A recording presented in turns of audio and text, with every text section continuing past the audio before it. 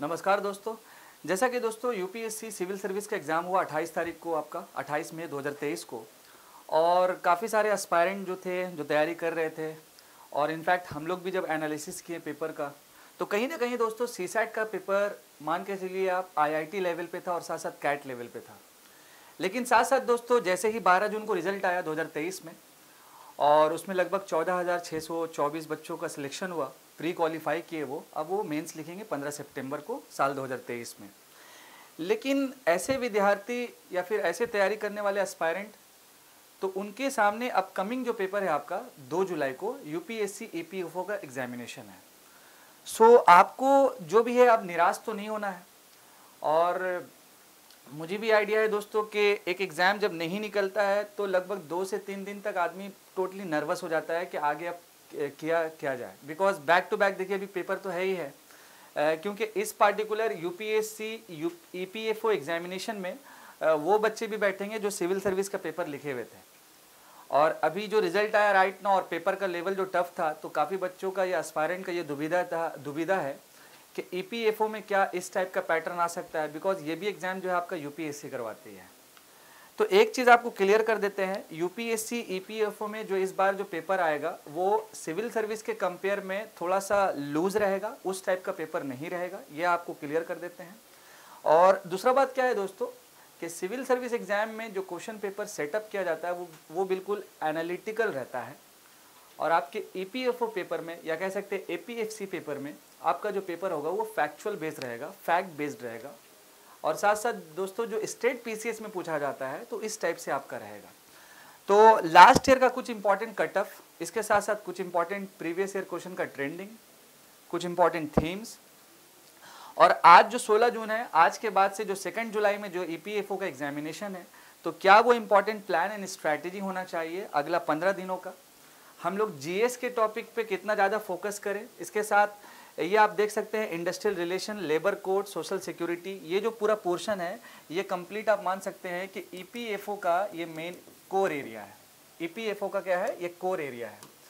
इसके साथ साथ दोस्तों एक और पोस्ट है उसी के अंदर में एपीएफसी का। तो एपीएफसी का जो कोर एरिया है जिसमें आपका auditing, insurance, development and globalization और एनवायरमेंट, ये कुछ इंपॉर्टेंट सेक्शन है जो आपका एपीएफसी का कोर एरिया है। इसके साथ जो जीएस सेक्शन का पार्ट है दोस्तों, जिसमें आपका मॉडर्न हिस्ट्री, देन आपका इकोनॉमी, पॉलिटी, क्वांट, उसके साथ आपका साइंस, और लास्ट वन आपका करंट अफेयर। और इस पार्टिकुलर सेक्शन में जनरल इंग्लिश एंड आपका कंप्यूटर एप्लीकेशन है। अब सवाल है कि अगला 15 दिन का क्या वो इंपॉर्टेंट रणनीति होना चाहिए। और सबसे इम्पॉर्टेंट, अभी जो ईपीएफओ का स्पेसिफिक तैयारी कर रहे थे, तो अब उनका एक और कॉम्पिटिटर बढ़ गया है आपका यूपीएससी सिविल सर्विस वाले, जिनका सिलेक्शन इस बार नहीं हुआ। अगर मान लीजिए सिलेक्शन हो भी जाता तो वो 2 जुलाई का पेपर तो पक्का है लिखते। तो एक चीज़ मिथ आप लोग थोड़ा सा हटा दीजिएगा कि सिविल सर्विस का जो पेपर इस बार सेट हुआ है उससे थोड़ा सा हल्का ही पेपर रहेगा ईपीएफओ एपीएफसी का, ठीक है। तो हम आपको लास्ट 15 डेज का क्या वो इंपॉर्टेंट प्लान होना चाहिए, कहाँ पर आपको ज़्यादा फोकस करना है, अगर आप अलग अलग जीएस सेक्शन पढ़ रहे हैं तो वहाँ पर कौन कौन सा पॉइंट पे फोकस करना है, तो आप इन सारे टॉपिक्स को अच्छे से समझते हुए चलिए। इसके साथ साथ इसी वीडियोस के माध्यम से हम थोड़ा सा लास्ट ईयर का कट ऑफ भी आपको शो करेंगे, ताकि आपको एक आइडिया और अच्छे से हो जाए।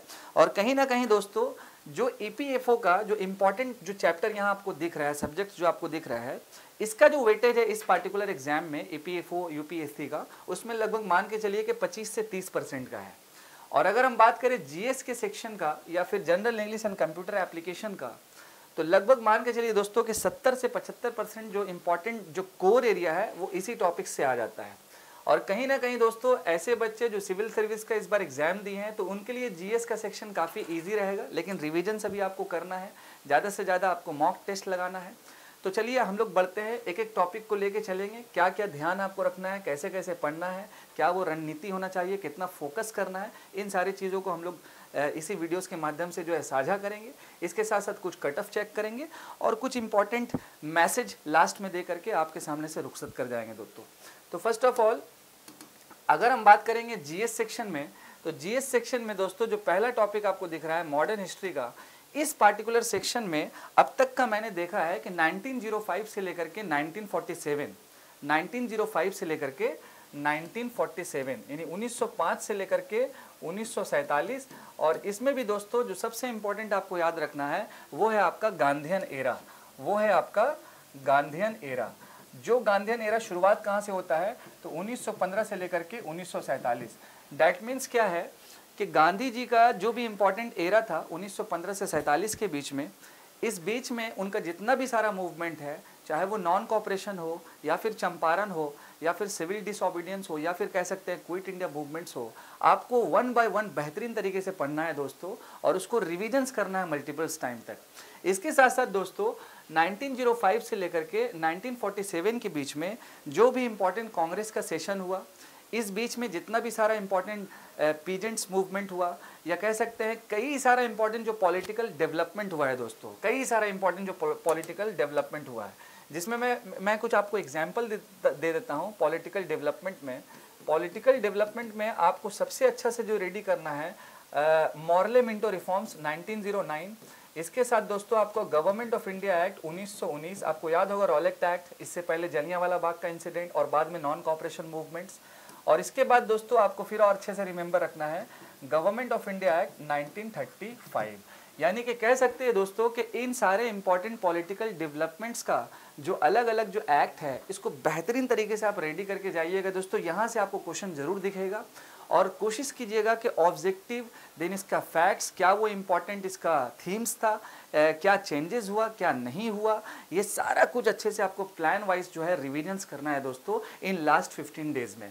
इसके साथ साथ अगर हम बात करेंगे कि इस पार्टिकुलर एक्ट से पहले भी क्या क्या इंपॉर्टेंट डेवलपमेंट हुआ, तो वहाँ पर भी आपको रिमेंबर रखना होगा रेगुलेटिंग एक्ट, इसके साथ आपका इंडियन काउंसिल्स एक्ट, यानी जितना भी सारा पॉलिटिकल डेवलपमेंट है, चाहे वो आपका 1858 का हो या फिर 1892 का हो या फिर पिट्स इंडिया एक्ट हो, इन सारे पॉलिटिकल डेवलपमेंट्स को जो बेसिक उसका ऑब्जेक्टिव है, क्या वो इंपॉर्टेंट चेंजेस हुआ, उसके थीम्स को पकड़ के चलना है और फैक्ट्स पे ज़्यादा से ज़्यादा ध्यान देना है, और उसका की पॉइंट्स बना करके आपको रिविजन्स नंबर ऑफ टाइम करना है, और राइट नो मॉक पेपर ज़्यादा से ज़्यादा लगाना है दोस्तों मॉडर्न हिस्ट्री में। और खासकर दोस्तों जो सबसे इंपॉर्टेंट पोर्शन मैंने बताया मॉडर्न हिस्ट्रीज के रिगार्डिंग, जिसके रिगार्डिंग मैंने आपको शो किया मॉडर्न हिस्ट्री के रिगार्डिंग, वो है आपका 1905 से लेकर के 1947 का पीरियड। ये जो पीरियड है बहुत ही गोल्डन पीरियड है, और ईपीएफओ एग्जामिनेशन के लिए ये पीरियड काफ़ी मैटर करता है दोस्तों। तो यहाँ से आपको बेहतरीन तरीके से रेडी करना है, और स्पेशली गांधीयन एरा को अच्छे से पढ़ के जाना है आपको, और साथ साथ आपका प्रेस, एजुकेशन, देन आपका पॉलिटिकल डेवलपमेंट, उसको मिस नहीं करना है दोस्तों, और रिविजन्स पे ज़्यादा से ज़्यादा फोकस करना है। अब अगर हम बात करेंगे दोस्तों इकोनॉमी के पोर्शन में, अगर हम बात करें इकोनॉमी की पोर्शन में दिस वन, तो आपको इकोनॉमी के पोर्शन में दो इंपॉर्टेंट चीज़ें देख के जाना है, एक आपका बजट और दूसरा आपका इकोनॉमिक सर्वे। देखिए बजट में भी आपको इन डिटेल्स मतलब कि खुदाई नहीं कर देना है जैसे सिविल सर्विस वाला करता है, खुदाई डैट मीन्स के इन डेप्थ में नहीं जाना है। बजट में आप देखिए कि राइट नाउ टैक्स स्लैब पे क्या क्या बात कहा गया है, कौन सा इंपॉर्टेंट स्कीम लॉन्च किया गया, उस स्कीम का ऑब्जेक्टिव क्या है, वो पार्टिकुलर स्कीम किसको टारगेट कर रहा है, क्या वो इंपॉर्टेंट बेनिफिट होगा, और उस स्कीम का जो है पहले से क्या कनेक्शन है कि नहीं है, यानी ये सारा जो एंगल है इन्हीं चीज़ों को अच्छे से आपको पढ़ के जाना है दोस्तों, ठीक है। इसके साथ साथ इकोनॉमिक सर्वे में भी काफ़ी बार क्या आता है कि कई सारा स्कीम, कई सारे बातें बोली जाती है, तो उनका ओनली आपको समरी निकालना है। कई सारा इंस्टीट्यूट जो है समरी निकालता है, तो उसको आपको जो है पढ़ के चले जाना है, ज़्यादा इन डेप्थ में नहीं पढ़ना है। और ख़ासकर दोस्तों इकोनॉमी के पोर्शन में एक और इम्पॉर्टेंट पॉइंट आप जो है जरूर अच्छे से देख के जाएंगे, नेशनल इनकम का पोर्शन, इसके साथ साथ राइट नाउ इन्फ्लेशन का पोर्शन, और साथ साथ दोस्तों एक और इम्पॉर्टेंट है कि रिसेंट में जो अभी आरबीआई का मॉनेटरी पॉलिसी कमेटी का मीटिंग हुआ है, तो ये सेक्शन भी आपको अच्छे से देख के जाना है दोस्तों, मॉनेटरी पॉलिसी कमेटी का मीटिंग, बिकॉज यहाँ से बहुत सारा फैक्चुअल चीज़ें आपसे पूछा जा सकता है, इन्फ्लेशन से पूछा जा सकता है, नेशनल इनकम का जो टॉपिक है जिसमें जीडीपी, जीएनपी, एनएनपी, ये सारा कुछ टॉपिक आपको अच्छे से रिविजन्स करके जाना है। और साथ साथ दोस्तों last but not the least आपको इंटरनेशनल ऑर्गेनाइजेशन का पोर्शन भी जो है थोड़ा सा बेहतरीन तरीके से देख के जाना है दोस्तों, जिसमें आपका वर्ल्ड बैंक, इसके साथ आपका आईएमएफ, इसके साथ आपका मान के चलिए WTO, इसके बाद आपका एशियन डेवलपमेंट बैंक, ऐसे कुछ इंपॉर्टेंट जो इंपॉर्टेंट बैंक है इंटरनेशनल लेवल पे, जिसको आपको जो है इसका क्या वो इंपॉर्टेंट रिपोर्ट्स है, क्या वो इंपॉर्टेंट इंडेक्स है, उस रिपोर्ट्स में भारत का क्या पोजीशन है, ये कुछ फैक्चुअल चीज़ें जो आपके करंट अफेयर में भी कवर होगा, लेकिन इकोनॉमी के सेक्शन में स्पेशल टारगेट करके आपको देख के जाना है दोस्तों। इसके बाद अगर हम करेंगे पॉलिटी के सेक्शन की बातों को, तो पॉलिटी में क्या है दोस्तों, आप रिमेंबर रखिए आर्टिकल्स, देन इसके बाद आपका फंडामेंटल राइट, देन इसके साथ आपका डीपीएसपी, फंडामेंटल ड्यूटीज़, इसके साथ साथ आपका कॉन्स्टिट्यूएंट असेंबली, जब 1946 में जो है इसका फॉर्मेशन हुआ और उसके चेयरमैन बाबा साहब अम्बेडकर जी थे। तो इन सारे एंगल को ज़्यादा से ज़्यादा आपको फोकस करना है। और साथ साथ जो रिसेंट अभी जो कुछ इवेंट्स हुआ है लास्ट, मान के चलिए कि 8 से 10 महीनों के बीच में, तो फैक्चुअल चीज़ें जाना है। मैं करंट अफेयर के सेक्शन में वो आपको बताऊंगा, उसके लिए आपको परेशान नहीं रहना है। बिकॉज देखिए fundamental right, DPSP which is very very important, जहाँ से क्वेश्चन बनेगा आपका दोस्तों। इसके साथ साथ आपका कॉन्स्टिट्यूएंट असेंबली, यहाँ से आपका क्वेश्चन बन सकता है। इसके साथ साथ कई सारा जो फैक्चुअल चीज़ें हैं, कुछ इंपॉर्टेंट जो कॉन्स्टिट्यूशनल बॉडीज़ है, जैसे आपका सुप्रीम कोर्ट, इसके साथ आपका यूपीएससी, देन आपका इलेक्शन कमीशन, इन सारे अलग अलग बॉडीज़ का आपको आर्टिकल अच्छे से देख के जाना है दोस्तों। और कहीं ना कहीं जो सबसे इंपॉर्टेंट है कि आपको डीपीएसपी को जो है खतरनाक लेवल पे रेडी करके जाना है दोस्तों, क्योंकि डीपीएसपी से जो है इस बार आपका क्वेश्चन बन सकता है, directive principle in state policy.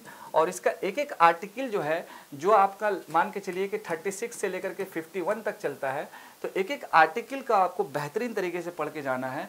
Because अभी राइट नाउ आपको याद होगा दोस्तों कि यूनिफॉर्म सिविल कोड भी जो है काफ़ी न्यूज़ पे है, और ये आता है आपका आर्टिकल नंबर 44 में, ठीक है। डीपीएसपी आर्टिकल नंबर 44 में यूनिफॉर्म सिविल कोड, और इस पे लॉ कमीशन का जो है रिकमेंडेशन भी आया है। तो कहीं ना कहीं fundamental right, DPSP, constituent assembly, sources of the constitution, कुछ इंपॉर्टेंट बॉडी जो राइट नाउ और न्यूज़ पे था। और इसके साथ साथ दोस्तों आपका आर्टिकल शेड्यूल ये अच्छे से बेहतरीन तरीके से रेडी करके जाना होगा आपको दोस्तों।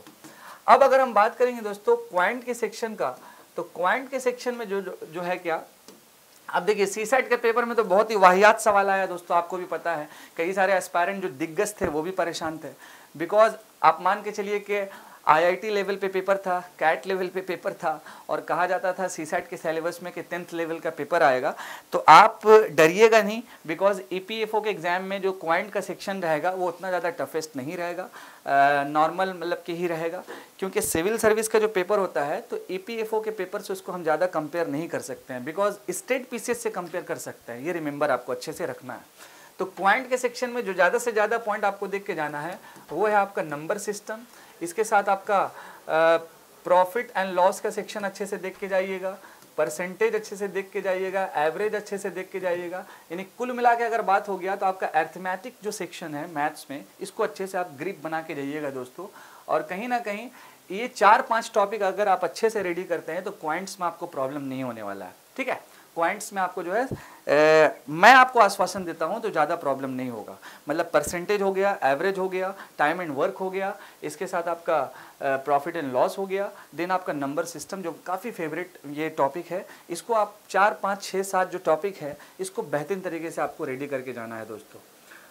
इसके बाद अगर हम बात करेंगे साइंस के सेक्शन में, देखिए साइंस में क्या है कि फिजिक्स, केमिस्ट्री और प्लस बायोलॉजी, ये 3 इंपॉर्टेंट सेक्शन है। तो एक घटना चक्र नाम का एक किताब आता है दोस्तों, घटना चक्र नाम का, तो काफ़ी बेहतरीन किताब है, उसको पर्सनली मैंने भी पढ़ा था। उस पार्टिकुलर बुक्स में एक अच्छा सा बात ये था कि काफ़ी बेहतरीन तरीके से उसमें बहुत अच्छा सा 1 by 1 लाइनर टाइप का कुछ ना कुछ मतलब कि बेहतरीन तरीके से लिखा हुआ था। जैसे कि मान लीजिए कि एसआई यूनिट इस पार्टिकुलर चीज़ों का क्या होता है, टैकोमीटर हम लोग किस चीज़ के लिए यूज़ करते हैं। इसके बाद अगर हम बात करें बायोलॉजी के सेक्शन में, तो बायोलॉजी के पोर्शन में अब तक का जो क्वेश्चंस देखा गया है बायोलॉजी के क्वेश्चन में, तो वो है आपका रिप्रोडक्टिव सिस्टम। इसके बाद आपका मान के चलिए कि फूड एंड न्यूट्रिशन, इसके बाद आपका animal kingdom plus plant kingdom, ये सारा कुछ इंपॉर्टेंट टॉपिक है। लेकिन इसका 1 लाइनर आप पढ़ के जाइएगा, ज़्यादा इन डेप्थ में इंपॉर्टेंट नहीं है, बिकॉज इस एग्ज़ाम को आप कंपेयर कीजिए स्टेट पीसीएस पेपर से, ओके। तो आपको अगर हम केमिस्ट्री में भी बात करेंगे तो अभी रिसेंट में देख लीजिएगा कि नोबेल प्राइज़ किसको मिला है। इसके साथ साथ केमिस्ट्री में भी आप एनवायरमेंटल केमिस्ट्री थोड़ा अच्छे से देख के जाइएगा, लेकिन कोशिश ये कीजिएगा कि 1 लाइनर हम पढ़ के जाए, ज़्यादा डेप्थ में ज़रूरत नहीं है, ठीक है। Important measurement, important discovery, important events, ये सब अच्छे से आप लोगों को साइंस के सेक्शन में देख के जाना है दोस्तों, ठीक है। इसके बाद अगर हम बात करें लास्ट करंट अफेयर्स का, देखिए आपका जो एग्ज़ाम है वो आपका 2 जुलाई को हो जाएगा पेपर, ठीक है। 2 जुलाई को आपको पेपर हो जाएगा। तो देखिए जैसा यूपीएससी सिविल सर्विस में करंट अफेयर का जो एनालिटिकल पोर्शन आता है, तो वैसा आप एक्सपेक्ट मत कीजिएगा कि इस पार्टिकुलर एग्जाम में भी आएगा ईपीएफओ में। इस पार्टिकुलर सेक्शन में जो करंट अफेयर का जो सेशन है, जैसे एसएससी सीजीएल टाइप का कैसे होता है करंट अफेयर के, बुक्स पढ़ना है, ऑथर्स पढ़ना है, अवार्ड्स के बारे में पढ़ लेना है, इंपॉर्टेंट रिपोर्ट एंड इंडेक्स के बारे में पढ़ लेना है, कुछ इंपॉर्टेंट एक्सरसाइज हुआ उसके बारे में देख लेना है। तो बिल्कुल बिल्कुल क्या है दोस्तों कि वन लाइनर फॉर्मेट पे आप लोग पढ़ के जाइए, इंपॉर्टेंट डेज एंड इवेंट्स देख के जाइए, कुछ इंपॉर्टेंट एग्रीमेंट्स देख के चले जाइए, बुक्स एंड ऑथर्स अच्छे से देख के चले जाइए, अवार्ड्स एंड ऑनर्स देख के चले जाइए, इंपॉर्टेंट एक्सरसाइज को अच्छे से देख के चले जाइए, कुछ रिसेंट किसी का अपॉइंटमेंट हुआ वो अच्छे से देख के चले जाइए, स्पोर्ट्स का जो न्यूज़ है वो अच्छे से देख के चले जाइए। अब सवाल है कि कहाँ से कहाँ तक देखना है। तो देखिए 2 जुलाई को जब आपका एग्जाम है तो आपको जो करंट अफेयर अभी तक जो रेडी करना है वो आप 15 जून तक अच्छे से रेडी कर लीजिएगा और कोशिश कीजिए कि वन लाइनर पढ़ने का और अभी राइट नो क्या है रिविजन्स देने में ज़्यादा से ज़्यादा फोकस कीजिएगा। और अब तक जो भी आप मॉक पेपर लगाए हुए हैं या लगा चुके हैं तो उसको एनालाइज कीजिए और जहाँ पर भी आपका डिफ़िकल्टी हो रहा है उसको शॉर्ट आउट करके फिर उसको अच्छे से अच्छा तैयार कीजिए और OMR शीट पर जरूर दीजिएगा दोस्तों, क्योंकि काफ़ी बच्चे कई बार ये प्रॉब्लम करते हैं कि वो OMR शीट पे जो है प्रैक्टिस नहीं करते हैं और एट द एंड जब फाइनल पेपर होता है तो वहाँ पर OMR शीट में उनका टाइम जो ज़्यादा चला जाता है। तो टाइमिंग का बहुत बड़ा खेल है दोस्तों, ये रिमेंबर आपको रखना है। तो आपको 15 जून तक करंट अफेयर पढ़ना है, मैक्सिमम 8 महीना तक, ये अच्छे से समझ के चलिएगा, पकड़ के चलिएगा।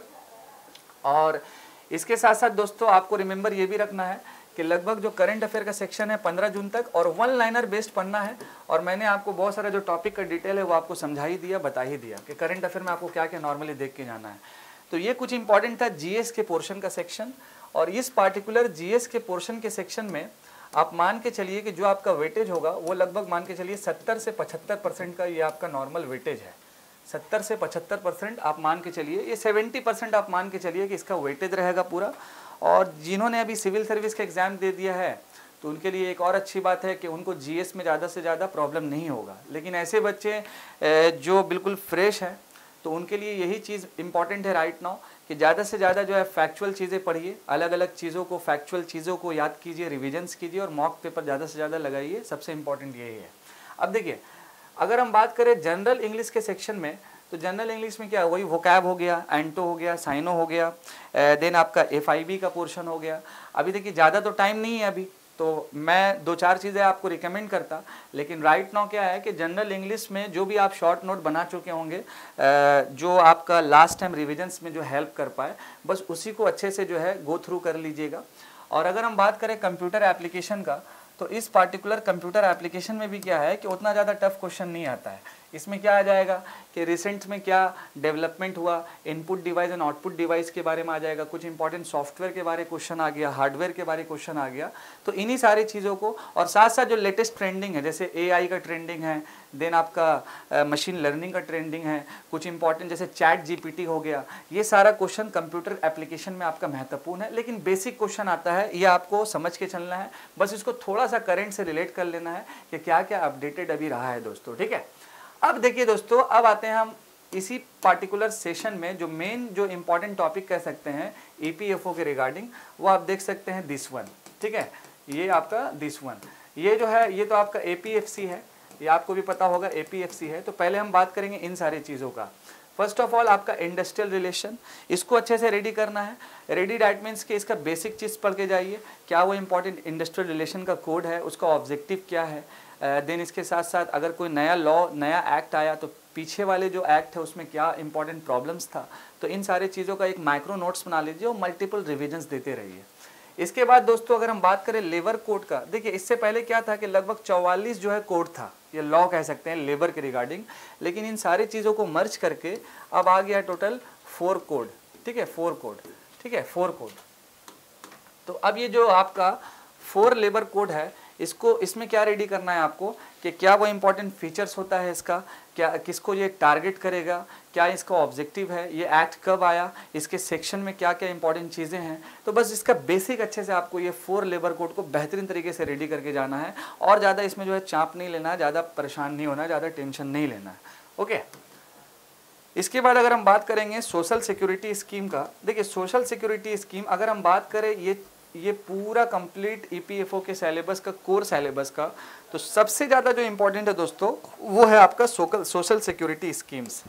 अब सवाल है कि ये सोशल सिक्योरिटी स्कीम को पढ़ा कैसे जाए। तो मैंने यहाँ पर आपके साथ एक इम्पॉर्टेंट चीज़ साझा कर रहा हूँ। जैसे एज फॉर एग्जांपल प्रधानमंत्री सुरक्षा बीमा योजना, इसके बाद आपका प्रधानमंत्री जीवन ज्योति बीमा योजना या अटल पेंशन योजना, या फिर आपका अस्वानिधि एक जो वेंडर स्कीम आया था। तो जितना भी तरह का जो सोशल सेक्टर स्कीम है, जो 7 महीना 8 महीना के अंदर जो न्यूज़ पे था आपका, उस पार्टिकुलर स्कीम में सबसे इंपॉर्टेंट चीज़ आपको देख के जो जाना है कि ये स्कीम बेनिफिट किसको कर रहा है, डैट मीन्स टारगेट किसको कर रहा है, क्या वो इंपॉर्टेंट ऑब्जेक्टिव है। तो बस 2-4 सेक्शन इसका देख के आपको जाना है। सबसे इंपॉर्टेंट बेनिफिट किसको कर रहा है और एलिजिबिलिटी क्या है, eligibility which is very very important, यानी कि एलिजिबल कौन है इस पार्टिकुलर स्कीम के, बेनिफिशियरी कौन है, एलिजिबल कौन है, किस पार्टिकुलर बंदों को, इंडिविजुअल्स को इस स्कीम का जो है फ़ायदा मिलेगा। जैसे मेरा लास्ट एक सेशन हुआ था गोद भराई सेरेमनी का, उसमें मैंने एक चीज़ बताया था प्रधानमंत्री मातृ वंदना योजना के बारे में। तो उस पार्टिकुलर स्कीम में उन्हीं लोगों को बेनिफिट मिलेगा, ऐसी महिलाओं को जो प्रेग्नेंट है। तो आपको एलिजिबिलिटी जरूर देखना है सोशल सिक्योरिटी स्कीम पढ़ते वक्त। इसके साथ साथ दोस्तों अगर हम बात करेंगे अकाउंटिंग प्रिंसिपल्स में, यानी लास्ट पॉइंट जो ईपीएफओ का कोर पार्ट है, अकाउंटिंग प्रिंसिपल में ज़्यादा से ज़्यादा आपको कोशिश करना है दोस्तों कि आपको जो नॉर्मल उसका टर्म होता है, नॉर्मल उसका जो डेफिनेशन होता है, उस चीज़ों को अच्छे से देख के जाना। जैसे आपका कॉस्ट रेवेन्यू हो गया, रियल एंड नॉमिनल आपका मतलब कि कॉस्टिंग हो गया। इसके बाद एसेट्स एंड लाइबिलिटीज़ का अच्छे से कॉन्सेप्ट देख के जाइएगा, एक्रूवल अकाउंटिंग्स के बारे में देख के जाइएगा। यानी कुल मिला के बात ऐसा है दोस्तों अकाउंटिंग प्रिंसिपल में कि बेसिक चीज़ों पे ज़्यादा से ज़्यादा आप टारगेट कीजिएगा और जो इम्पॉर्टेंट टर्म है उसको अच्छे से अच्छा तैयार कीजिएगा दोस्तों।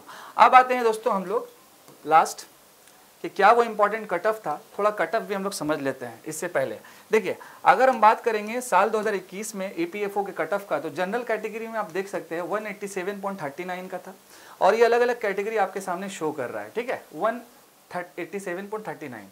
और इसमें दोस्तों क्या है कि एक एग्जाम क्वालिफाई होने के बाद दिन आपका इंटरव्यू भी होगा और 100 मार्क्स का इंटरव्यू है, लेकिन कट ऑफ कितना था जनरल के लिए, तो आपका 50 कह सकते हैं। और साल 2021 में जब हम प्री और प्लस इंटरव्यू इन दोनों को कंबाइन करेंगे तो फाइनल जो कट ऑफ बना था आपका दोस्तों जनरल कैटेगरी में, ये लगभग आपका देख सकते हैं कि 259.33 है। और अपने कैटेगरी के हिसाब से इसको एनालाइज कर सकते हैं। तो देखिए इतना इन डेप्थ नहीं पढ़ना है, इसमें नॉर्मल क्या है, फैक्ट्स पे थोड़ा सा फोकस करना है। राइट नाउ जितना भी आप रिविजन्स दिए हैं, जितना मॉक पेपर लगाएं, उसको एनालाइज करना है और इसके साथ साथ बेहतरीन तरीके से रिविजन्स पे ज़्यादा से ज़्यादा फोकस करना है। अब एक और इम्पॉर्टेंट पॉइंट है दोस्तों लास्ट में कि अब जो है फोकस कैसे किया जाए, कितना वेटेज है, कैसे ध्यान दिया जाए। देखिए दोस्तों क्या है कि आज मान लीजिए आपका 16 जून है, आज मान लीजिए आपका 16 जून है, लगभग 70% जो आपका जीएस का सेक्शन का पार्ट है जो मैंने आपके साथ डिस्कस किया। तो इस 70% में कहने का मतलब क्या है कि मान के आप चलिए कि 7 से 8 दिन जो भी है, 7 to 8 डेज, ये टोटली आप फोकस कर दीजिए जीएस के पोर्शन पे, यानी कि जो economy, history, polity, current affair, ये सारा कुछ था कम्प्लीटली। बाकी जो टाइम बचा दोस्तों 7 से 8 दिन गुजरने के बाद, लगभग मान के चलिए कि 5 से 6 दिन दोस्तों, 5 से 6 दिन, ये 7, 5, 12 दिन ऐसा मान के चलिए। 7 डेज आपने जीएस में दे दिया, 5 दिन आपने जो ध्यान दे दिया वो ईपीएफओ का जो कोर टॉपिक है वहाँ पर आप फोकस कर जाइए। और बाकी का जो लास्ट 2 to 3 डेज आपका बचा है दोस्तों, इस पे कंप्लीट क्या करना है आपको कि कंप्लीट आपको रिविजन्स पे फोकस करना है। जितना आप मॉक पेपर लगाएं उसको एनालाइज करना है और एक माइक्रो नोट्स जरूर बना लीजिएगा इन लास्ट 15 डेज में, ताकि एक दिन पहले आप उसको अच्छे से एक बार रिविजन्स करके चले जाएं दोस्तों, ठीक है। तो जहाँ जहाँ पर वेटेज है, जो जो मैंने टॉपिक बताया उसको अच्छे से करके जाइए। और जैसे ही आपका पेपर होगा 2 जुलाई को देखिएगा, इसी चैनल पे हम उसका एनालाइज भी कर देंगे, कई सारा चीज़ देखिएगा कॉमन आएगा। ये मेरा एक आश्वासन है आपके साथ, ओके। तो फर्स्ट ऑफ ऑल ये इंपॉर्टेंट कट ऑफ था जो मैंने आपके साथ साझा किया। अच्छा, ये जो पोर्शन है आपका ये एपीएफसी का ही रिमेंबर रखना है। इसमें ऑडिटिंग, इंश्योरेंस, ग्लोबलाइजेशन और एनवायरमेंट सेक्शन, एनवायरमेंट सेक्शन में जैसे Kyoto protocol, Montreal protocol, wild life protection act, environment impact assessment, ये सारा कुछ इंपॉर्टेंट जो लॉ है, इंपॉर्टेंट जो रूल्स एंड रेगुलेशन है वो अच्छे से देख के जाइएगा। ऑडिटिंग का जो बेसिक प्रिंसिपल है वो अच्छे से करके जाना है। ग्लोबलाइजेशन का जो बेसिक कॉन्सेप्ट है वो अच्छे से देख के जाना है। तो यहाँ तक दोस्तों मैंने आपके साथ साझा किया लास्ट 15 दिन का क्या वो इंपॉर्टेंट रणनीति होना चाहिए। सिविल सर्विस का जो एग्जाम हुआ उससे उसके कंपेयर में ये जो पेपर है दोस्तों उतना ज़्यादा टफ नहीं रहेगा। और फर्स्ट ऑफ ऑल फैक्ट पे थोड़ा सा फोकस कीजिएगा। बाकी आपके लिए मैं दुआ कर रहा हूँ, आप मेरे लिए दुआ कीजिए, बेहतरीन तरीके से आप पढ़िए और साथ साथ हमारे साथ जुड़े हुए रहिए। मैं आपका दोस्त और आपका host Adnan sir, thank you so much. जय हिंद दोस्तों।